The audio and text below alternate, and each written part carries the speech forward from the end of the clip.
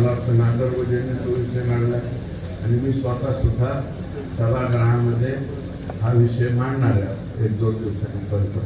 तुम्ही ज्या सूचना केलेल्या आहेत त्या सर्वच्या सर्व इथे मांडू, याच्यावरती आपल्याला कशा प्रयत्न करता येईल.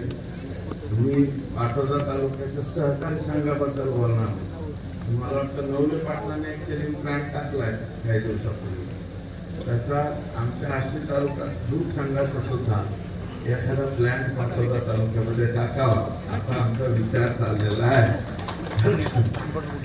तुमचं कोणाचं बी असू दे, पण पाटोदा आष्टी तालुका दूध संघाचा आला म्हणजे 10 दिवसाला पेमेंट आहे, काही अडचणच नाही. कारण आता बी नाहीतरी अंमळनेर जिल्हा परिषद सरकार माऊली कुठे गेलं भाऊसाहेब राव, आम्ही ऑलरेडी कुठपर्यंत आलो अंमळनेर सरकारमध्ये.